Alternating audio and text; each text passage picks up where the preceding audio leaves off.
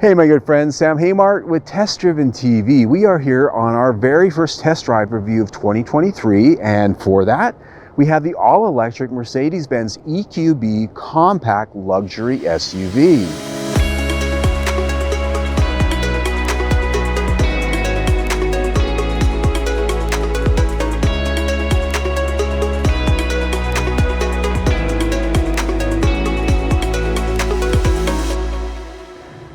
All right, my friends, let's talk about what we've got here today. This is the EQB, and this is a base model with a few options. As tested, we're pricing out at just under $60,000, just a smidge. And this is a vehicle that's actually based on the Mercedes-Benz GLB gasoline-powered SUV, one of their base model SUVs. And so it looks very familiar. And I got to be honest with you, folks, the GLB is not one of my favorite Mercedes-Benz models, and that's because the styling has always been a little bit stodgy, and as a gasoline model, it's front-wheel drive based, and in my world, a Mercedes-Benz is rear-wheel drive, or it's not a real Mercedes-Benz. That's just my car guy opinion, but because this is electric and all-wheel drive, it kind of takes on a different persona for me, so we'll get right past that. But to the styling, my other area that I'm not real thrilled with the GLB, they have totally fixed that at the front of the EQB. It has a unique front end, unique grille, unique headlights, and to me, this is so much sexier. It's beautiful, if I'm honest. It's got a grille that's really more of a flat panel because we don't have a gasoline engine with a big radiator. Sleeker headlights, LED, they've got some nice detailing in there. And when we come around the corner, this one's actually got some optional 19-inch wheels on it that have blue accents. I think tie in really nicely with this denim paint color. I like this color. It just really dances in this winter sun here in Phoenix, especially as you look at the contours over the hood. Up on top, this has roof racks, and also here the optional panoramic sunroof. From the three-quarter view, you might notice that the EQB looks very much like the gasoline-powered GLB class. It's got that boxy, sort of average everyday silhouette that doesn't necessarily stand out, if we're honest. But just like at the front, they gave it some unique styling treatments at the back that I think are a little bit sexier than the gasoline model. The LED taillights are just slimmer, they look sleeker, and it just has a nicer stance overall. Now, really where the money's at in this three-quarter view is this silhouette. It's boxy, it's standard everyday SUV. And why is that where the money's at? Because when you open that rear hatch, this has got cargo space. It's tall, it's square. You can go to the big box store, you can fill it up, and you can get a third row seat option. Yeah. And that gets us to the interior of the EQB. If you sat in a GLB before, you're going to think, well, what's the difference? This looks exactly the same. And it does. It really is exactly the same. It's got Mercedes-Benz design, Mercedes-Benz quality, and most of the feature content that you can get in any gasoline model, you can certainly get here. This is a moderately optioned EQB. It has genuine wood trim, it has ambient lighting, and when you look around, the quality of the materials is everything you would expect from Mercedes-Benz. These seats are upholstered with MB-Tex, which is vinyl. It is the closest thing to leather you're going to find that's not actually leather in the automobile business. I wish it had leather at this price, but even still, I'd be happy with MB-Tex in my own car. These seats I do find quite comfortable. They are not the sport seats like we've driven in some of the AMG models, but they still have pretty good side support and a reasonable level of adjustment. And in this particular vehicle, we do have the memory settings, both for the driver and for the passenger. Looking ahead of me, I've got the standard Mercedes-Benz instrument cluster and infotainment slab of glass. Two large screens. The instrument cluster ahead of me can be customized in a number of different ways. They have different themes, so you can really change that up. Here in the EQB, of course, there are a lot more content choices that have to do with its range and charging as opposed to what you might find in the gasoline model. And down on the lower console, there's a cubby up front for things like glasses or a phone. There's a port here to charge. Here there are cup holders sort of set back far enough that you can put tall cups in here without interfering with the dash. And then there's a trackpad for the infotainment system, a few hard controls, and a nice place to rest your hand when you're using that trackpad. Storage inside the center console, not super big. It's about the size of a square tissue box, maybe a little bit more oblong, but there's plenty of space in there for all of the junk that we typically like to throw inside there. Plus, there's some additional ports to connect up with things. Looking at the center stack, if it has one, this has a nice row of these round vents, which I just really like. They have a nice high quality feel, and these very same vents can be found all the way up into six-figure S-Class models.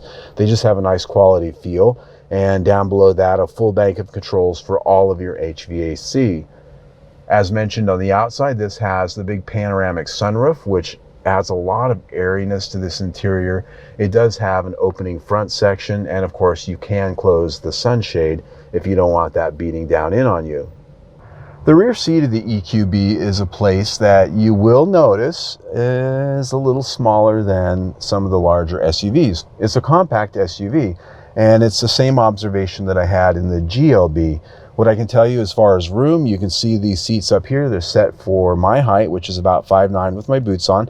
I've got about 4 inches of leg room with that seat setting, and my legs are perched up just a little bit. The floor is a little bit higher here because room had to be made under that floor for the large battery. When I'm sitting here, I don't have a lot of side support to sort of make me feel like I'm in the seat. I'm definitely on it, and it is quite flat. On the plus side, there are quite a few adjustments. It has a back rake adjustment as well as a slide adjustment that lets you move this front to back about 5 inches, maybe just a little bit more, to either give you more space in the back or give you more space up here. Amenities back here do have the expected vents at the back of the console to help keep us cool in the summer, warm in the winter. And down at the bottom, there's a 115 volt outlet and 2 USB ports for charging. Now these seats, they fold down in a 40-20-40 split, and that gives you a very generous cargo space, something that you don't find in a lot of the EV compact SUV competitors at any price. And as I mentioned before, this is also available with a third row seat option that does take quite a bit of your cargo space away, but where else are you going to find a compact 3-row electric SUV? That is pretty cool. When it comes to rating this interior, I really like what's here. It's got high quality materials, soft trims on the doors, on the center console, and everything's just well made. The switchgear. Now, is it my favorite design in the world? No. Nonetheless, with all of the versatility offered here, this car lost nothing going from gasoline to electric power. This interior gets 5 out of 5 stars. The infotainment system here is one of the things I've really come to like with Mercedes-Benz. It is fully featured, it's got beautiful graphics, and there's a number of ways to control it. It's a touchscreen. It's got controls here on the steering wheel, both touch capacitive as well as hard controls. There are hard controls and touch capacitive controls down here on the center console. There's 3 ways to get done what you want to get done, and it is very easy to navigate around. The menus make a lot of sense. And when you're trying to do different things, be it with your infotainment or set your car up or use the navigation system, it just works really well. The only thing I complain about here is at the $60,000 mark, Mercedes-Benz makes you pay for all these extras, things like satellite radio. You know, something that's standard in a $30,000 Hyundai is still an option we don't have spent here at $60,000. So, and the audio quality, while it's very good, isn't all the way up to the top of what you can get here. This is an infotainment system that gets 4 out of 5 stars. All right, my friends, it's finally time to take a drive. So the question I always like to ask is, how does it go? So I'm going to come to a complete stop and go. Whoosh, nice and quiet. A little bit of motor sound, and 60. All right, so what we have under the hood, well, not exactly under the hood. This is an electric vehicle, so it's not quite the same thing. This is a vehicle, however, that is sold as a gasoline-powered vehicle, yet the powertrain here is remarkably identical to those that we find in vehicles that were designed to be 100% electric. And so underneath the floor is a 66.5 kilowatt-hour battery, and it's not entirely flat. It's designed to fit in a car that was also designed to be a gasoline-powered car. So it's got some different shapes going on. And we've got an electric motor front and rear. In the EQB300, we have 225 horsepower and 288 pound-feet of torque. Now, if you step up to the EQB350, you get a little bit more horsepower, but the same torque. The range here on the window sticker is 243 miles, according to the EPA. That's the estimate. When I charge, I get a total of 235 miles on the battery. And that's two different charges that I got in that showed me that result. What I found driving this around town is that it's a very pleasant electric vehicle to drive. It doesn't have the most power. It doesn't have the most performance of some of the competitors at this price. But here you get the luxury of a Mercedes-Benz and the refinement that goes with that. And I think that bears repeating that what I've discovered test driving Mercedes-Benz electric vehicles is they are first a Mercedes-Benz that just happens to be an electric vehicle. A lot of the electric vehicles out there now are electric, and you get a lot of interesting little, well, character traits with them, let's just say. Here, this is a vehicle that drives virtually identical to the gasoline-powered version, with the exception that your powertrain is electric. The range on this seems to be living up to what it says, and that's what I see on the dash. That's what this has been giving me, and in my using the battery and recharging it, the math is adding up, so that's good. If I had anything negative to say here, it's the fact that we just don't have the level of power that a lot of competitors have in this arena. This powertrain gets 4 out of 5 stars. When it comes to ride, drive, and handling, one of the things that I found very pleasing about this is that the suspension tuning is done very well. It feels like a Mercedes-Benz, and so driving around town, it's got that nice solid car from a brick feel. And when you go over speed bumps, potholes, and other road irregularities, it feels like the money. The brakes working around town seem to be modulated pretty well. They don't feel too artificial, and being that they are drive-by-wire brakes, that's worth noting. In highway driving, my 70-mile-an-hour sound test rates this at 59.5 decibels, which is on the lower side of average for sound. One of the biggest things that I was really most impressed with this chassis is the fact that it rides and drives very much identical to the gasoline version of this vehicle.